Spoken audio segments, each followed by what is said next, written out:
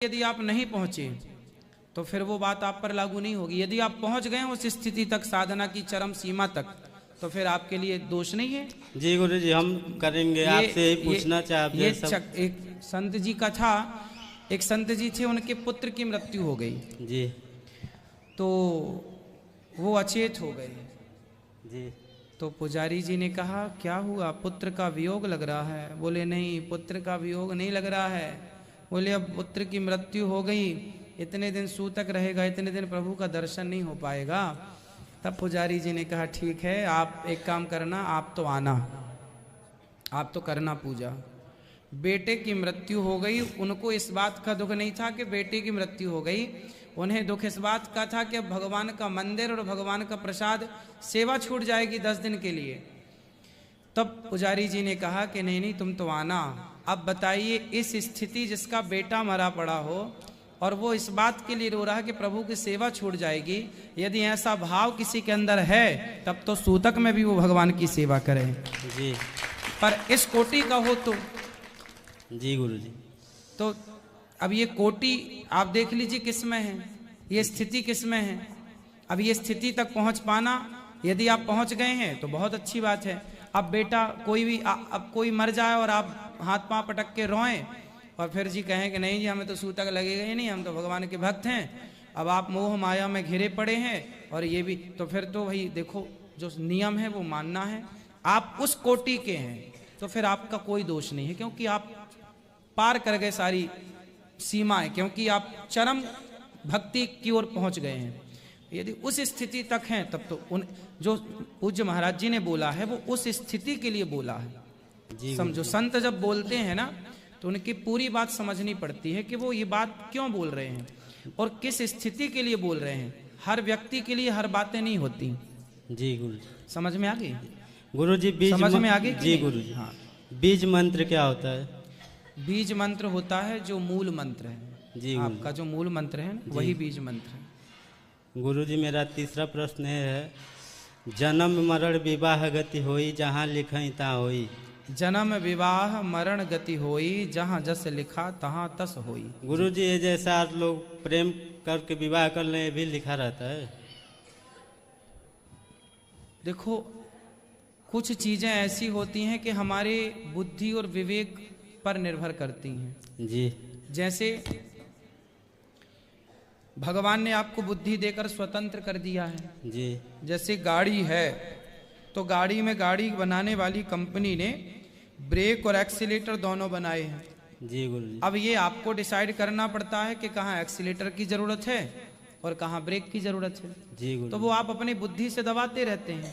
उसी तरह ईश्वर ने आपको बुद्धि दे रखी है। जी जी। आपसे हम कहें कि आग में कूद जाओ तो आप नहीं कूदेंगे, क्योंकि आपको पता है कि ये गलत है। तो आपको ये तो पता है कि आपके लिए क्या सही है और क्या गलत है, तो आप अपने विवेक से कुछ निर्णय लेते हैं। उसमें ईश्वर का कोई दोष नहीं होता, किसी का कोई दोष नहीं होता। आपको ईश्वर ने निर्णय लेने के लिए स्वतंत्र कर रखा है। वो आप ही जिम्मेदार होंगे जो निर्णय लेंगे। इसलिए प्रेम विवाह शास्त्र कहते हैं कि जो विवाह की परंपरा और मर्यादाएं हैं कि हम ब्राह्मण हैं तो ब्राह्मण का विवाह ब्राह्मण में हो, क्षत्रिय हैं तो क्षत्रियों का क्षत्रिय में, वैश्य का वैश्य में, शूद्र का शूद्र में। अब आप किसी से प्रेम कर लें और प्यार कर लें और माँ बाप को छोड़ दें और लेके भाग जाएं दुल्हन को, ये सब मनमाना है और इसका परिणाम बहुत बुरा है। ये कुछ लिखा नहीं होता, ये तो कुछ अपने को डिसाइड करना पड़ता है। ईश्वर ने बुद्धिमान, आप मूर्ख होते तो दोष नहीं था, पर आप तो समझदार हैं। आपको पता है कि आप जो कर रहे हैं, आपकी अंतरात्मा ही बोलेगी कि आप जो कर रहे हैं वो गलत है। इस संसार में जितने लोग भाग के शादी किए हैं उनसे पूछ लो अब जाके, क्यों जी तुमने सही किया है? वो खुद उनकी आत्मा बोलेगी नहीं जी हमने गलत किया है। तो पता था कि गलत है तो क्यों किया जी। और जो आवाज आ रही थी ना अंदर से कि नहीं जी हम तो गलत कर रहे हैं, ये गलत है। कोई भी गलत काम करने वाले को एक बार अंदर से आवाज जरूर आती है कि ये गलत है। जब जो आवाज आ रही थी वो आवाज भगवान की थी। जी गुरु जी। उस आवाज को आपने क्यों अनसुनी कर दी? गुरु जी, चौथा प्रश्न है, मात पिता गुरु के बाड़ी विनय विचार करहि शुभ जानी। गुरु जी, माता पिता की सभी आज्ञा का पालन करना चाहिए, वो जो भी कहें बिना विचार किए हुए। नहीं नहीं, इसको विचार करो। देखो क्या लिखा, मात पिता और गुरु की वाणी बिना ही विचार करें शुभ जानी। जी। जो शुभ हो वो जाने, जो अशुभ हो वो ना जाने। गुरु जी तुलसीदास जी कह जैसे रहे हैं, जैसे जैसे प्रहलाद जी के पिता ने बोला कि तू नारायण का नाम जपना छोड़ दे, तो क्या प्रहलाद जी ने अपने पिता की बात मानी? उत्तर दो। नहीं। क्या भरत जी ने माता कैकेयी की बात मानी? नहीं।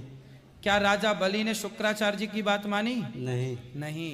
तो जो बात मानने लायक है गुरु की, माता की, पिता की, वो मानो, और जो मानने लायक नहीं है वो नहीं मानो। जी। पांचवा है, सूरज जाएगा चंदा जाएगा और जाएगा पानी, कहे कबीर एक नाम नहीं जाएगा ये है अमर निशानी। गुरु जी इसका मतलब क्या? हाँ, तो नाम नहीं जाएगा, प्रभु का नाम रहेगा। काम करते रहो, नाम जपते रहो। नाम नहीं जाता। देखो हम मर जाएंगे पर हमारा नाम रहेगा।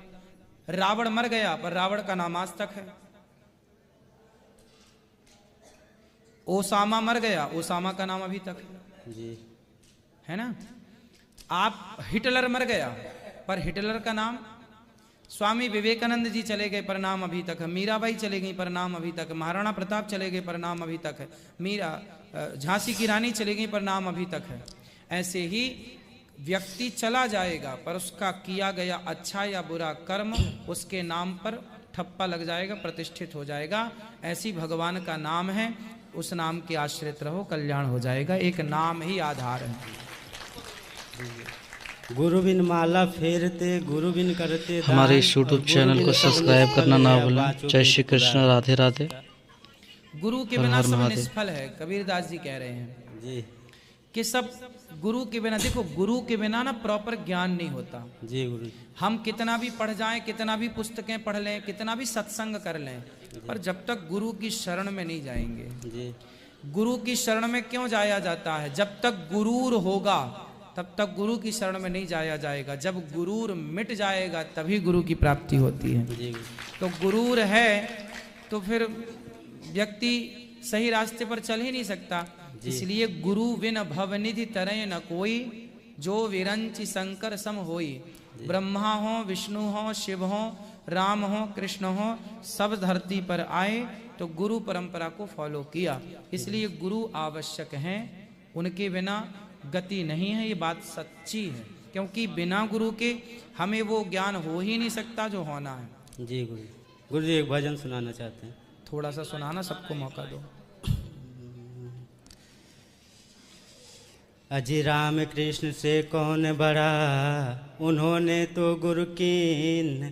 तीन लोक के वे धनी, गुरु आगे आधीन।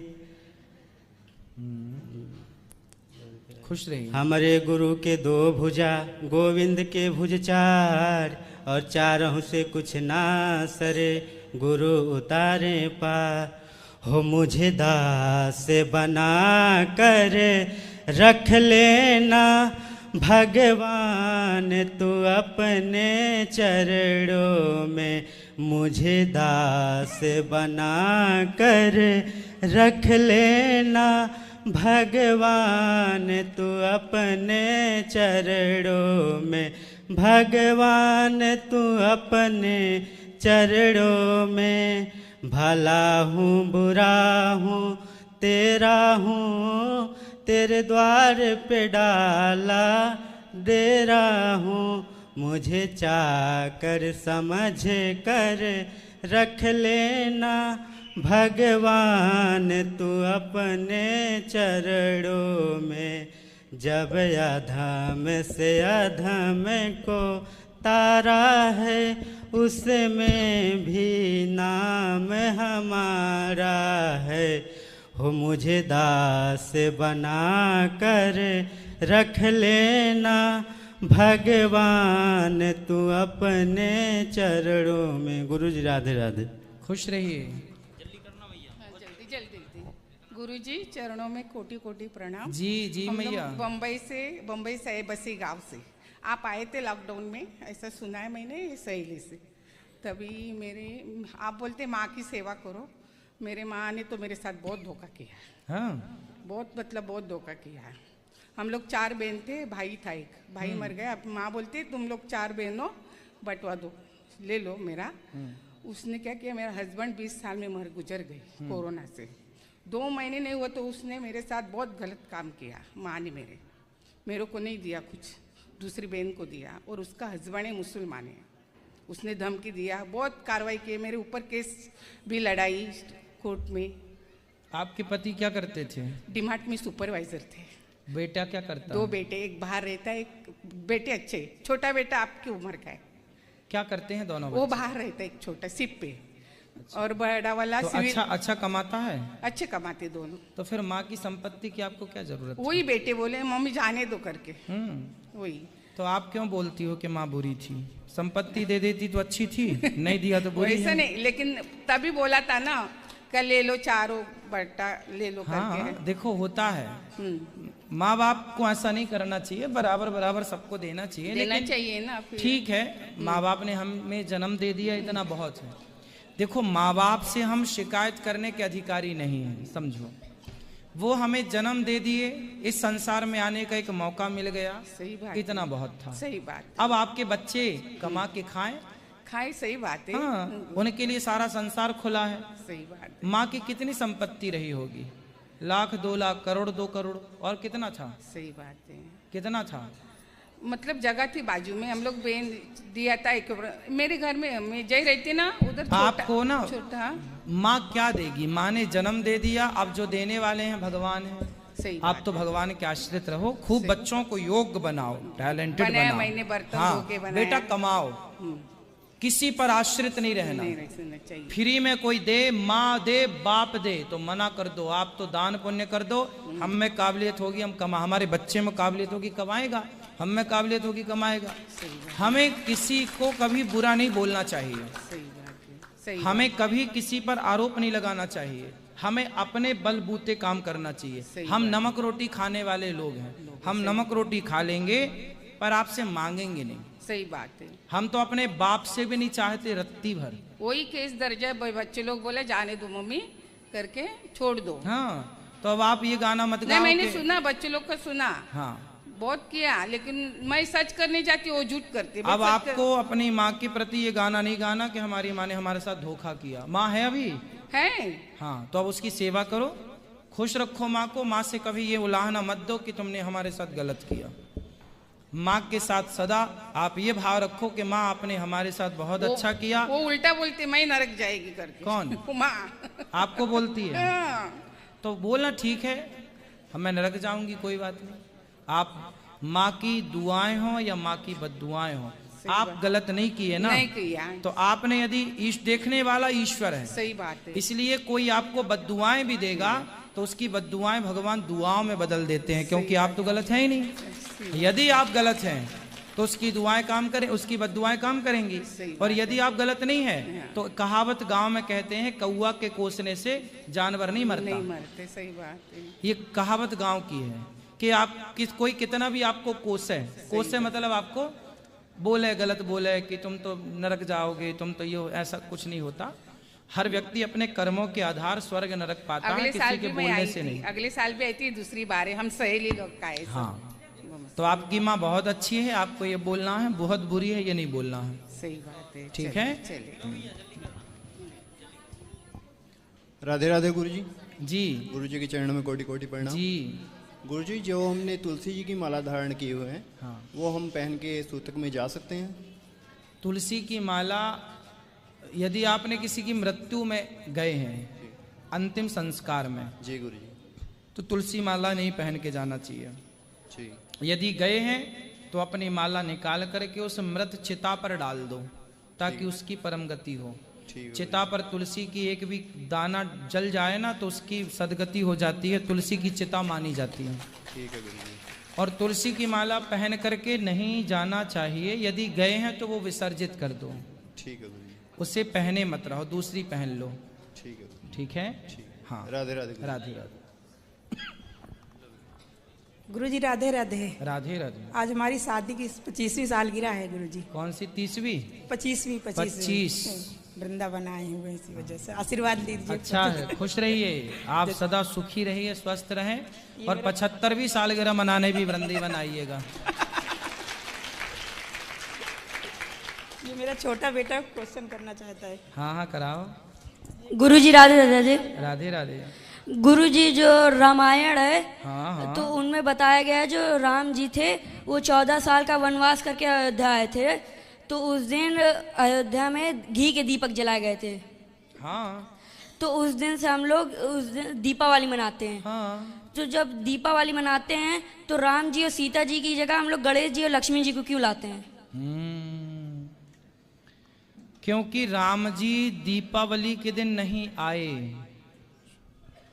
दीपावली क्यों मनाई जाती है ये लोगों को पता। हम लोगों ने निबंध लिखे हैं दीपावली का, उसमें तो यही लिखा है कि राम जी आए इसलिए दीपक जला के और राम जी के स्वागत में दीप जलाए गए। हम लोगों ने पढ़ा भी यही है स्कूल में, और निबंध भी दीपावली का यही लिखा है, लेकिन ये बात सही नहीं है। दीपावली, यदि राम जी उस दिन आए थे तो दीपावली के दिन राम जी की पूजा होनी चाहिए, पर कहीं भी उस दिन राम जी की पूजा नहीं होती।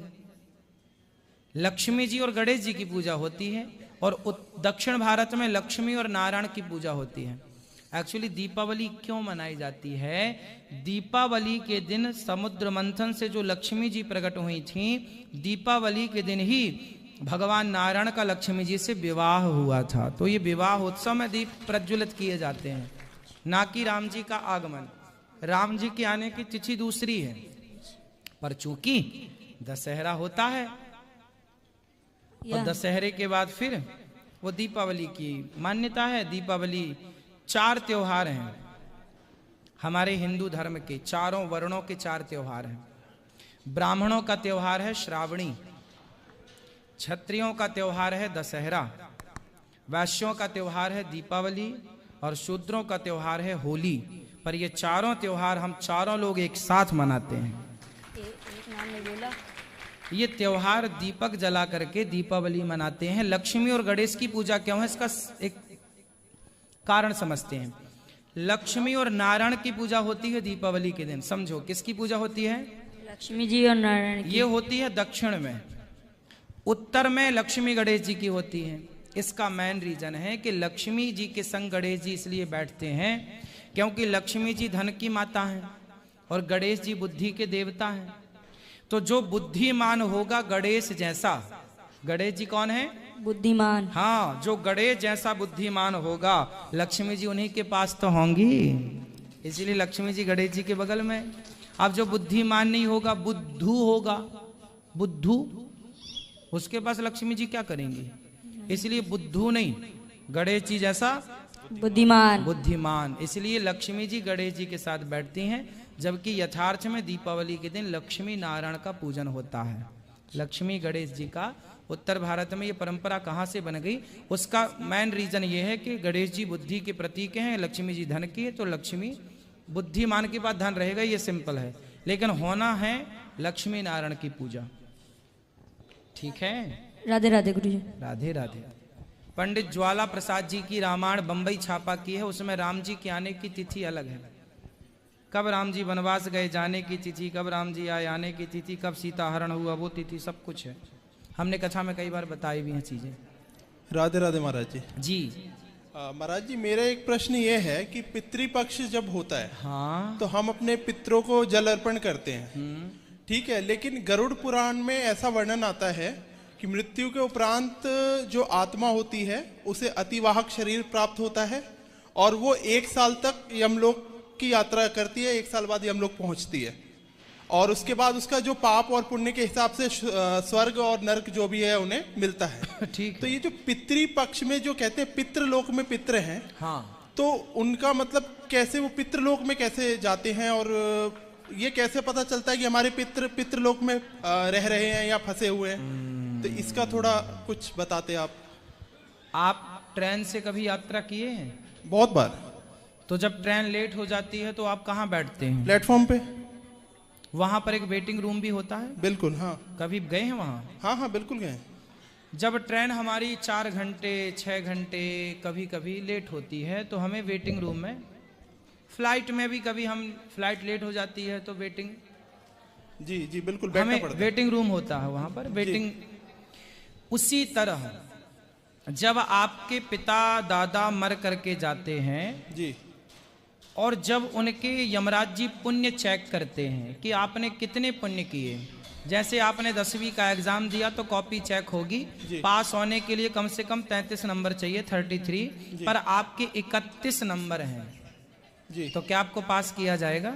नहीं, 2 नंबर की कमी रहेगी। तो 2 नंबर के लिए ना जी आपको सप्लीमेंट्री दी जाएगी अच्छा या फिर ग्रेस लगाया जाएगा, ग्रेस, हाँ। कृपांक, है ना? जी, तो जी। उसका वेट करना पड़ेगा। जी उसी तरह आपके पिता के दादा परदादा सबके पुण्य यमराज जी ने देखा, अरे बोले ज्यादा पुण्य है पर 2 नंबर कम है जरा, जी जी जी उन्हें वेटिंग हॉल में डाल दिया जाए, थोड़ा वेटिंग करो, तुम्हारे बेटा बेटी बेटा बहू कोई पुण्य करेंगे तुम्हारे नाम से तो वो तुम्हें मिल जाएगा, तुम्हारी मुक्ति हो जाएगी। मुक्ति हो जाएगी।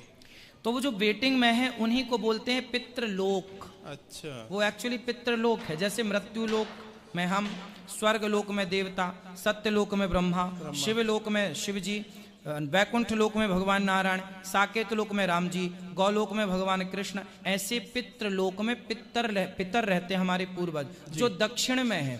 इसलिए घर में, इसलिए आपको अपने घर में जब सोना होता है, पति पत्नी घर का जो मुखिया होता है वो सिर हमारा पत्नी का और पति का हमारा दक्षिण की तरफ होना चाहिए, दक्षिण की तरफ पाँव नहीं, क्योंकि पाँव करेंगे तो हमारे बाप दादों की तरफ पाँव होगा जी तो सिर करके सोया जाता है, इसलिए दक्षिण की तरफ सिर करके सोना चाहिए। अच्छा हाँ अच्छा। और फोटो भी पूर्वजों की दक्षिण दिशा में ही लगाना चाहिए। जी जी जी हाँ और बताओ। अच्छा महाराज जी मैं ये कह रहा था कि वो सदैव के लिए तो पितृलोक में नहीं रहते। वो उनके 2 नंबर कम है ना जी अब 2 नंबर आप दे दो उनको जी उनके लिए नाम से पिंडदान कर दो, श्राद्ध कर दो, उनके नाम से भागवत जी की पोथी कराओ, 2 नंबर हुए कि छुट्टी मुक्ति। जी जी तो आजीवन हमें मतलब पितृपक्ष में उनके लिए जल अर्पण करना चाहिए आजीवन। हाँ देखो ना, 1 लोटा जल में क्या जा रहा है? नहीं जा तो कुछ नहीं रहा, पर एक मतलब ये कॉन्सेप्ट मुझे क्लियर नहीं था कि वो मतलब पितृलोक में कैसे रहते हैं।